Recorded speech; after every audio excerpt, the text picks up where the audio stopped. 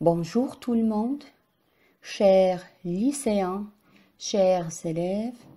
Dans le but de maîtriser les types de textes et de pouvoir les distinguer aisément, aujourd'hui on se retrouve pour traiter un troisième type après avoir mis l'accent sur le texte narratif et descriptif.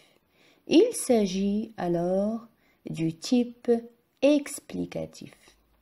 Pour cela, je vous propose un texte tiré de la presse et intitulé « Pourquoi il nous faut notre dose quotidienne de vitamine C ». C'est un texte, comme son titre l'indique, c'est un texte qui explique l'importance de la vitamine C, surtout pour lutter contre le rhume, favoriser l'absorption du fer, dont ou bien contenu dans les aliments et d'autres bienfaits de cette vitamine. Ainsi, le texte explicatif cherche à donner une explication sur un sujet, un phénomène, un événement. L'essentiel, c'est que l'objectif dans le texte explicatif, c'est de faire sortir le destinataire de l'ambiguïté, de l'ignorance vers la clarté et la transparence. Avant tout, il est important de signaler la différence entre le type informatif et le type descriptif.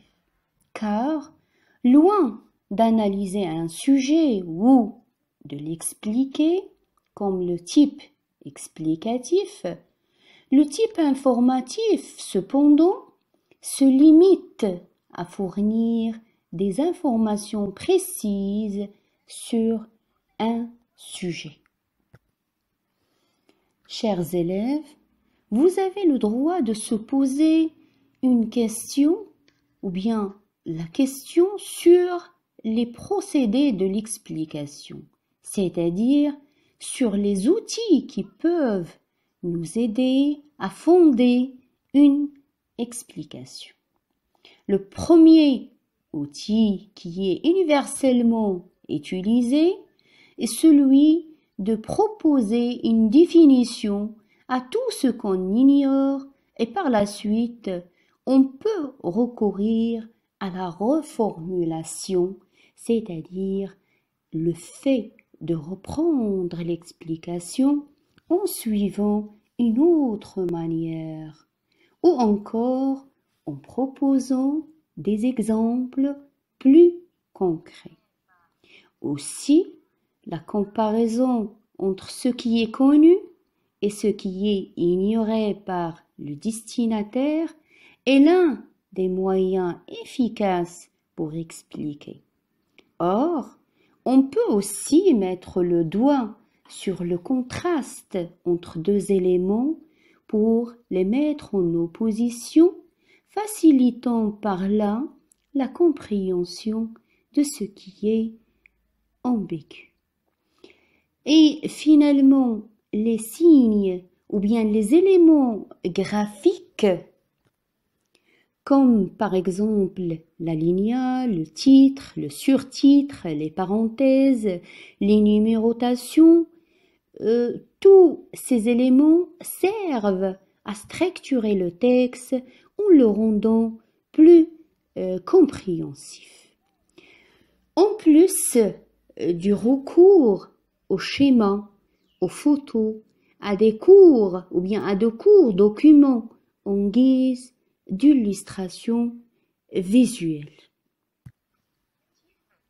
Chers élèves, toujours dans le but de maîtriser le type explicatif, parmi d'autres types, il importe de reconnaître certains critères, comme par exemple le ton dominant dans le texte explicatif, qui est bien entendu le présent de l'indicatif. Le vocabulaire utilisé est un vocabulaire technique et spécialisé dans la majorité des cas. Et l'auteur n'exprime plus son point de vue, d'où le ton objectif du texte explicatif. Aussi, ce type est marqué par l'usage fréquent des organisateurs textuels et des liens logiques. Ainsi, les organisateurs textuels permettent de mettre en ordre les idées du texte. On utilise les organisateurs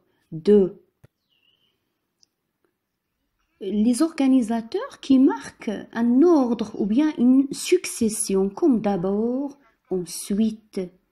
Ils permettent d'expliquer, de reformuler, d'additionner, de marquer l'alternative.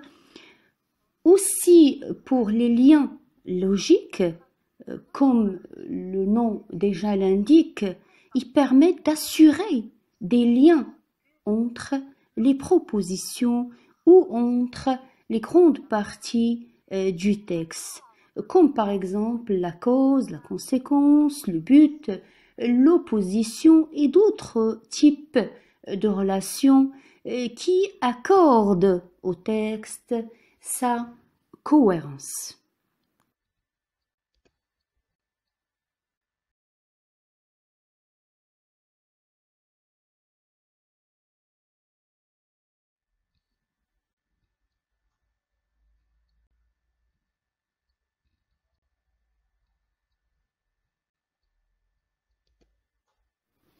Bref, les liens logiques et les organisateurs textuels permettent de structurer le texte explicatif et de le rendre plus cohérent.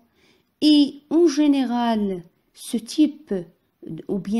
type de texte, on a 3 étapes essentielles.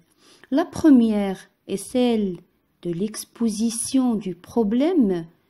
Il peut être exposé sous forme de questions.